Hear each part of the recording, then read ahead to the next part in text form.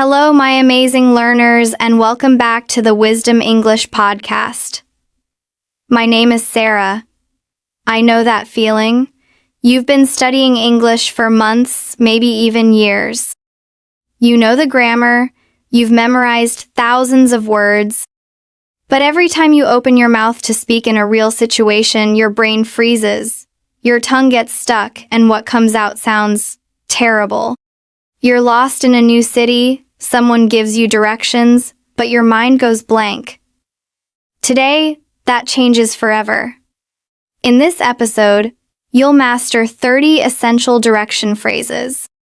And make sure you stay with me until the very end, because I'll reveal the simple secret that will make you feel confident in any conversation. Today, we'll drill 30 essential phrases, then practice them in a real conversation. Remember, this is a shadowing practice. I want you to speak immediately after me, in the pause. Don't wait. Ready? Let's start. Part 1. How to ask for directions. This first section is all about how to ask for help when you are lost. These are real-life questions that every traveler needs. Let's practice them together. Excuse me, where's the bank? Excuse me, where's the bank?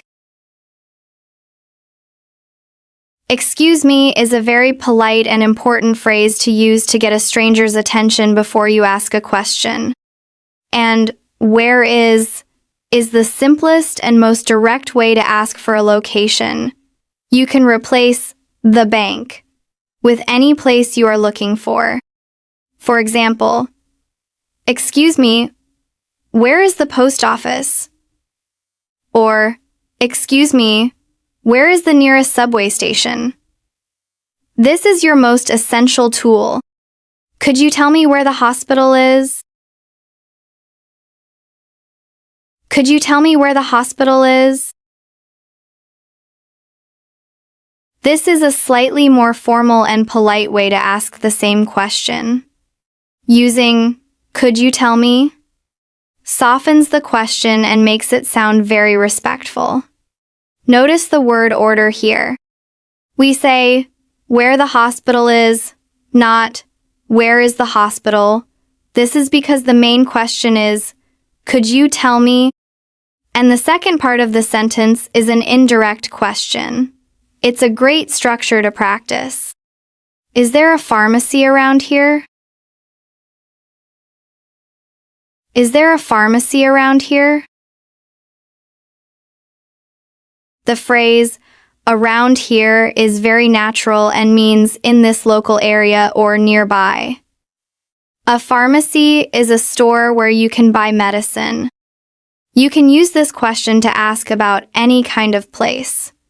For example, is there a good coffee shop around here?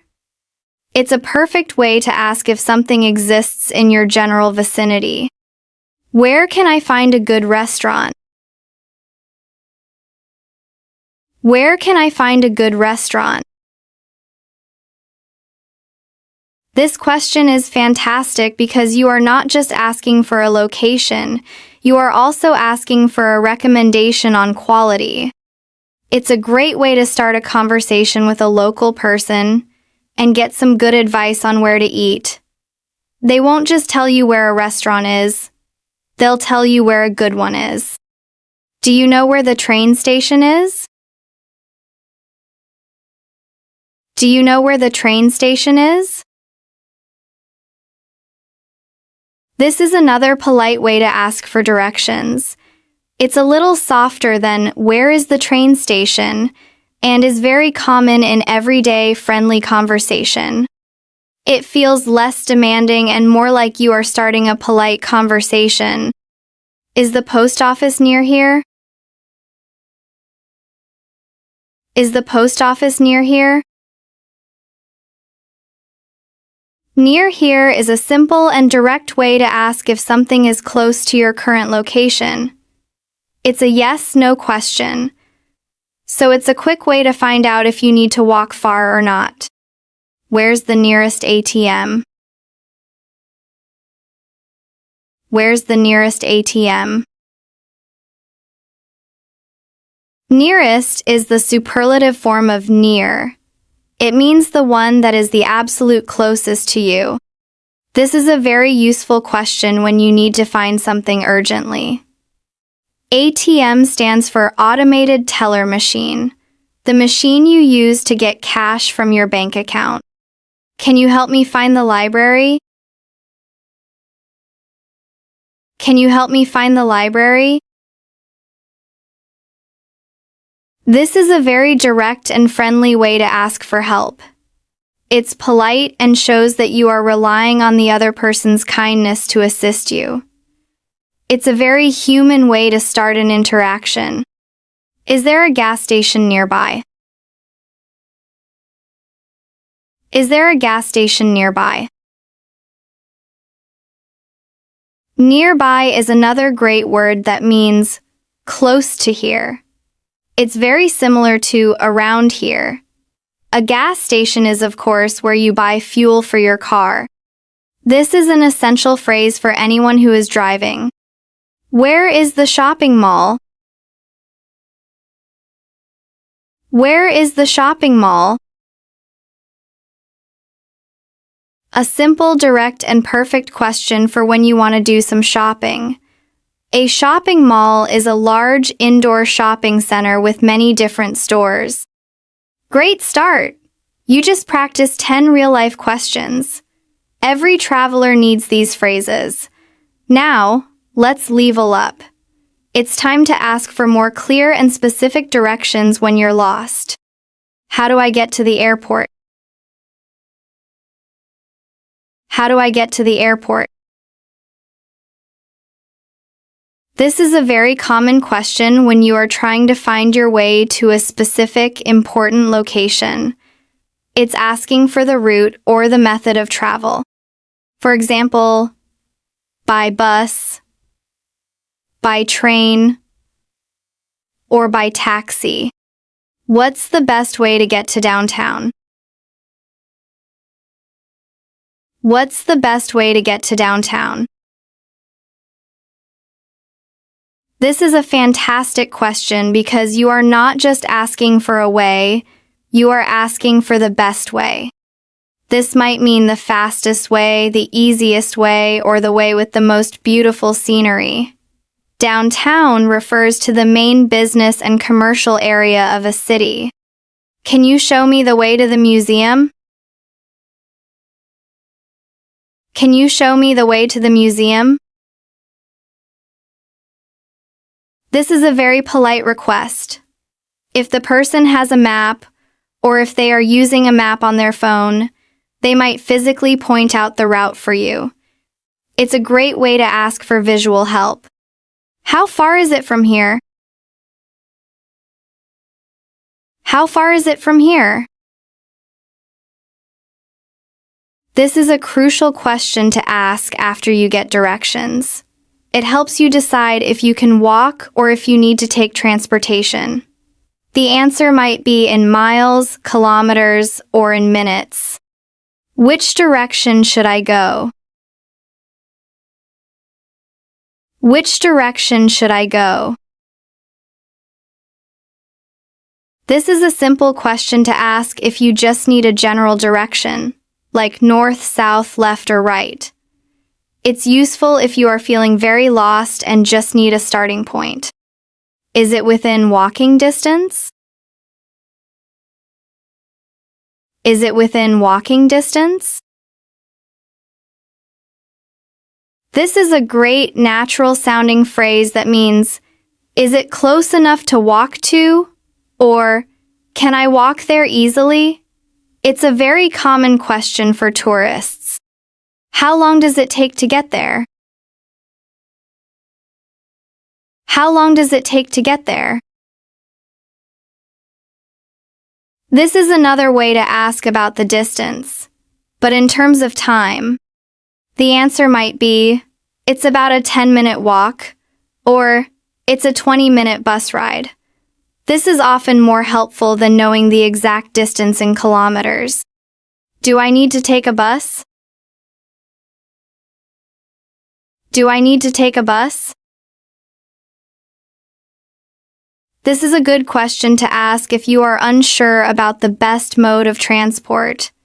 You can easily replace bus with train, subway, or taxi to fit your situation.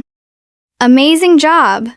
You can now ask for help with confidence and clarity. But what if you are the local person? Let's switch roles. Part 2. How to give directions. Now, you'll learn how to give directions like a pro. These are the short, clear, and natural phrases that native speakers use all the time. Let's practice them. Go straight ahead for 2 blocks. Go straight ahead for 2 blocks. Go straight ahead means to continue in the same direction without turning left or right. And a block is a common way to measure distance in a city, usually meaning the rectangular area between 4 streets. Turn left at the traffic light. Turn left at the traffic light. This is a very clear and specific instruction. A traffic light is the red, yellow, and green light that controls traffic at an intersection. Using it as a landmark is very helpful. Take the second right. Take the second right. This means you will pass the first street on your right, and then you will turn right at the second street you come to. It's a very precise instruction. It's on your left-hand side. It's on your left-hand side. This is a very common way to describe the final location of a place. The left-hand side is simply the left side of the street as you are facing forward. Walk past the coffee shop. Walk past the coffee shop. To walk past something means to go by it, to continue walking so that the object is now behind you. Using landmarks like a coffee shop, a park, or a big building makes directions much easier to follow. Cross the street at the crosswalk. Cross the street at the crosswalk. A crosswalk is the specially marked area on the road where pedestrians can safely cross the street.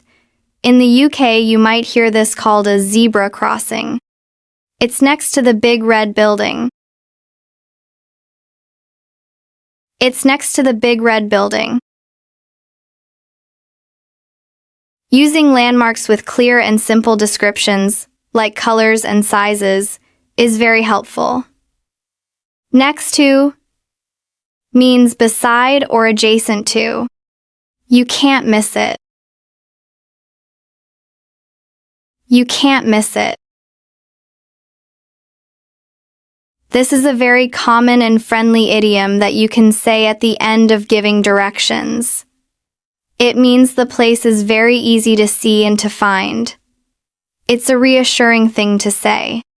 It's about a 5-minute walk. It's about a 5-minute walk. This gives the person an idea of how long the journey will take on foot. The word about means approximately or around. Keep going until you see the park. Keep going until you see the park. Keep going is a great, encouraging phrase that means continue moving forward.